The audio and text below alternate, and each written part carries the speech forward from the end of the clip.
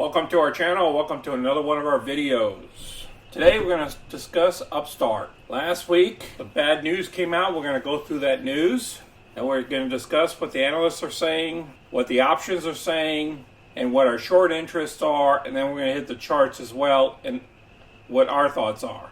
So let's get started. On Friday, it dipped 19.71%, whereas the rest of the market was pretty much flat. The volume was at 28 million versus average volume of 10 million. The company is worth $800 million, and we're trading at 2.3 billion.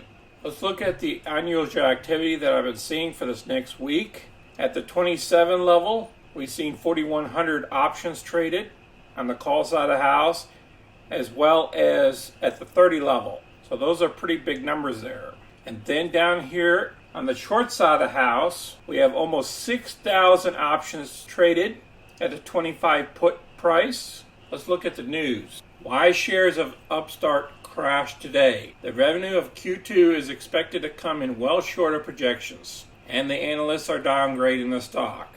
Upstart stated that it expects to generate only $228 million in revenue in the second quarter of this year, which is a lot lower than $295 million that they initially guided for. Furthermore, Upstart expects to lose between $27 and $31 million. Now that's going to eat up on what the company is worth. A much wider loss than expected. So what they basically did, and this article will tell you, is they basically got out of a lot of their loans.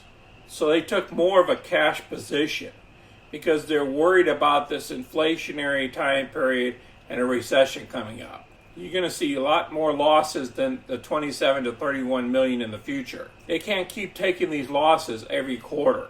I'll place this article down below so you can review it. Now the short interest is very surprising here. We're at 37%. In the history of the company, we have never been that high. As you can see these numbers here. Now this could be a good sign from the bulls if anything positive happens in the stock. When you're at 37%, almost 50% of the outstanding shares are shorted. That means this thing could pop up on any good type of news. Let's hit the chart real quick and then we're going to go on to what we believe as well with one of these analysts. Currently right now, if you look down below here, you see the RSI at 35. Normally when we get to around 30 level, we'll be in oversold territory. So I want you guys to look at these RSIs, and it's one of the good key indicators that technical people use. And you can see here, we've just been in this downward trend all the way from 350 all the way down to the price that we're currently at.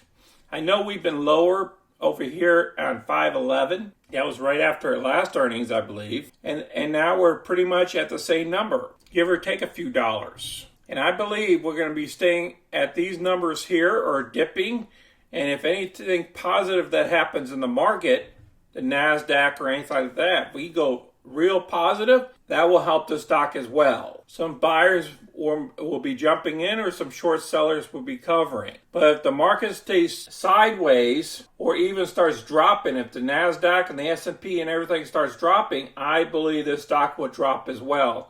All the way down to somewhere around $20 I'm looking at. And why I say that? Read this right here. So I believe what these guys are saying here at Morgan Stanley. Upstart downgrade. Morgan Stanley goes bearish. His new price target is 19. Mine on the low side of the house is going to be 20. Yeah, at $20 I would be a buyer of the stock, or I'd buy the options to be on the safe side of the house. I appreciate everybody watching our video today. If you have any comments, please place them down below. And please like the video or even dislike the video.